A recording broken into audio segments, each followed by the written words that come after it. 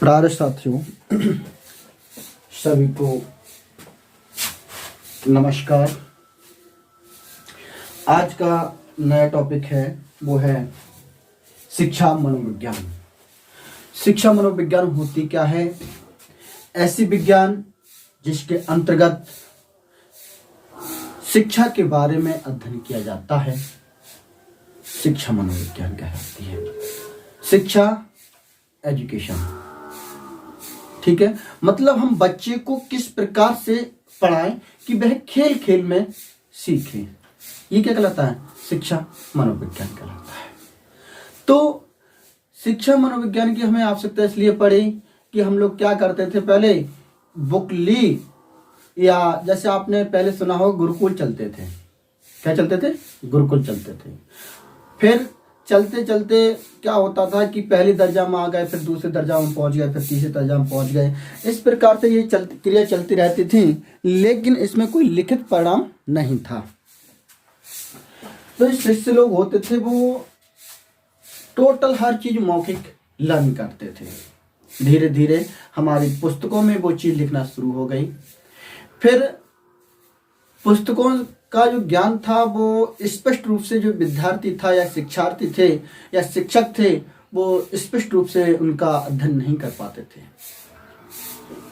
मतलब जैसे पुस्तक में लिखा होता था वैसे ही हम लोग पढ़ाना शुरू कर देते थे। फिर बच्चे पे वो चीज क्या होना शुरू हो गई, वजन पढ़ना शुरू हो गया। उस चीज पे बच्चों क्या होना शुरू हो गया, वजन पढ़ना शुरू हो गया। जब वजन पढ़ना शुरू हो गया, बच्चों की हालत ज्यादा गंभीर हो गई। उन सब चीजों को देखते हुए शिक्षा मनोविज्ञान आई। उन्होंने बच्चों के अकॉर्डिंग शिक्षा का अध्ययन कराया और आज शिक्षा का माहौल इतना हो गया है। तो कुछ शिक्षा के उद्देश्य थे कि शिक्षा को हमने इतना प्रोत्साहित क्यों किया, बात करते हैं। पहला उद्देश्य है आपका रुचियों का अध्ययन करना। सबसे पहले आप ये देखो कि बच्चे को किस सब्जेक्ट में रुचि है या किस चीज में रुचि है। जैसे मयंक को खेल में ज्यादा रुचि है, प्रशांत को दौड़ने में ज्यादा रुचि है, शिवानी को हॉकी खेलने में ज्यादा रुचि है, ठीक है, हिमानी को फल खाने में ज्यादा रुचि है। मतलब हर एक बच्चे की अपनी अपनी एक रुचि होती है और उस रुचि के आधार पर उसे आगे बढ़ाया जाता है तो वह बच्चा कम समय में अधिक शिक्षा ग्रहण करके सक्सेस हो जाता है। यही पहला है रुचियों का अध्ययन करना। मतलब हमने यहाँ पर बच्चों को देखा और बच्चों को हमने विभिन्न प्रकार की क्या कराई, आप क्रिया कराएं और क्रिया कराने के बाद मैंने देखा ये शिवम है, वो शिवम क्या है, इस चीजों में ज्यादा परफेक्ट है। तो मैंने उसे उसी डायरेक्शन में क्या करना शुरू कर दिया, मोटिवेट करना शुरू कर दिया। तो ये क्या कहलाता है, शिक्षा मनोविज्ञान कहलाता है। और रुचि के आधार पर फिर आता है अवस्थाओं के अनुरूप विकास की ओर अग्रसर होना। जैसे अवस्थाएं आपको देखेंगे, पहला बालकपन आता है, शिशुपन, फिर बालकपन, फिर वयस्क, फिर बाम पहुंच जाते हैं लास्ट में जाके बुढ़ापे में, ठीक है। तो बच्चा जैसे जैसे अवस्था में उसका क्या होता चलाता है, परिवर्तन होता चला जाता है, वैसे वैसे उसके शिक्षा में परिवर्तन होता चला जाता है। जैसे पहले जब बच्चा होता है तो उसे कुछ नहीं जाता, अंगा करके रोता है, ठीक। उसके बाद क्या होता है कि कुछ समय के बाद पा पा बा बा करना शुरू कर देता है। उसके बाद पहले मुस्कुराना शुरू करता है, फिर क्या नाम है, पापा मम्मी कहना शुरू कर देता है, फिर बाबा कहना शुरू कर देता है। इसके बाद क्या होता है, फिर धीरे धीरे आप देखते हैं उसमें क्या होना शुरू हो जाती है, ग्रोथ होना शुरू हो जाती है। जैसे जैसे उसका आकार, उसकी अवस्था परिवर्तन होती चली जाती है, उसके माइंड की क्रिया वैसे ही कन्वर्ट होती चली जाती है। ये कहलाता है अवस्थाओं के अनुरूप विकास की ओर अग्रसर होना।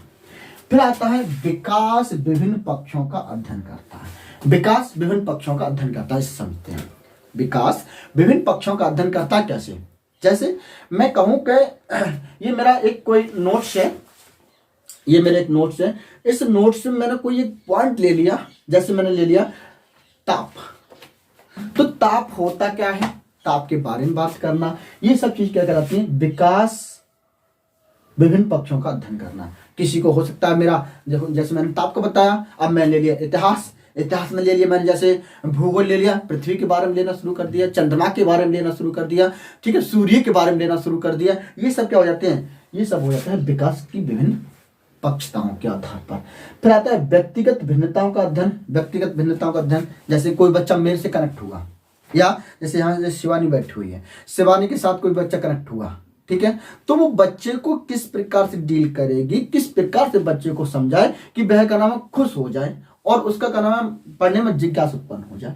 या यहाँ पर ये रामू बैठे हुए हैं, ये रामू किस प्रकार से बच्चे को ऐसे खेल खेल के रूप में समझाए जिससे कि क्या बच्चा एक कम समय में ज्यादा सीख ले। तो ये कहलाता है व्यक्तिगत भिन्नताओं के आधार पर। जैसे कहते हैं देखो आलू की जब दवाई लग रही है तो तुम गंगा साहब बाबा के पास जाओ, क्यों, क्योंकि वहां पर उन्हें ज्यादा अनुभव है। और कोई अगर जुआरी होगा तो क्या कहेगा, चलो डॉक्टर राजाराम के पास पहुंचो, क्यों, वो जुआ में ज्यादा परफेक्ट है। कोई कहेगा कि चलो ट्रैक्टर जुतवा, खेत जुतवाना, तो खेत किसके पास जुतवाना जाएगा, ट्रैक्टर वाले के पास जाना पड़ेगा। कौन अच्छा जोतता है, जैसे सपोज हमारे कोरपाल भाई हैं, बहुत अच्छा जोतते हैं, तो उनके पास जाना पड़ेगा। ये क्या हो जाता है, हमारा व्यक्तिगत भिन्नताओं का अध्ययन हो जाता है। फिर आता है सीखने की प्रक्रिया का अध्ययन करना। बच्चा किस प्रकार से सीखेगा, बच्चा है वो किस प्रकार से सीखेगा, इस चीज का हम क्या कर लें, अध्ययन कर लें। जैसे मैंने ये बताया कि ये बच्चे, ये क्या मेरा मार्कर है, मैं कहूँ सबसे पहले हमने मार्कर, सबसे पहले हमने क्या लिया, रिफिल लिया, रिफिल में पन्नी ली, पन्नी को चारों तरफ से बंद कर लिया, बेलनाकार बना लिया, बेलनाकार बनाने के बाद क्या कर लिया, उसमें रुई भर ली, रुई भरने के बाद उसमें इंक डाल दी और उसे बना लिया, वो बन गया मार्कर। अगर हम इसे हम प्रत्यक्ष रूप से दिखा दें कि बेटा देखो इसे खोलो, इसे खोलने के बाद जो अंदर जो रोल है इसके अंदर हमने रुई भरी, रुई भरने के बाद इसे हमने कैप बना दिया और पूरा मार्कर बनकर तैयार हो गया, तो बच्चा कभी भी भूल नहीं सकता इस चीज को, ठीक है। तो ये होता है आपके लिए सीखने की प्रक्रिया की ओर अग्रसर होना। फिर शिक्षण विधि द्वारा सिद्धांतों का अध्ययन करना। शिक्षण विधि द्वारा सिद्धांतों का अध्ययन करना का मतलब जैसे मैंने आपको यही दिया था, मतलब बच्चे को व्यवहारिक रूप से आपको पढ़ाना चाहिए। शिक्षण व अधिगम सामग्री का निर्माण करना। हाँ, जैसे मैं किसी को बच्चे को बताऊं कि वृत्ताकार गति क्या होती है, तो मैं क्या ले लूं, एक धागा ले लूं, धागे में एक पत्थर को बांध लूं और उसे ऐसे घुमाना शुरू कर दूं। जब घुमाना शुरू कर दूंगा तो इससे क्या होगा, वो एक किस रूप में चलना शुरू हो जाएगी, वृत्त के रूप में चलना शुरू हो जाएगी, इससे वृत्ताकार गति कहते हैं। या हम कह दें क्या नाम, ये पंखा लगा, आपका फैन लगा है, इस फैन को अगर हम ऑन कर देंगे तो ये घूमना शुरू कर देगा, लेकिन एक अक्ष की ओर घूमना शुरू कर देगा, इसी को तो हम वृत्ताकार पथ गति कहा जाता है। तो ये क्या हो जाता है, शिक्षण व अधिगम सामग्री का निर्माण करना। फिर आता है शैक्षिक समस्याओं का अध्ययन करना। मतलब अध्यापक को किस प्रकार से बच्चों को संतुष्ट करना चाहिए, ऐसी कौन कौन सी सामग्री का निर्माण करना चाहिए जिससे कि जो बच्चा है वो स्पष्ट रूप से सीख सके।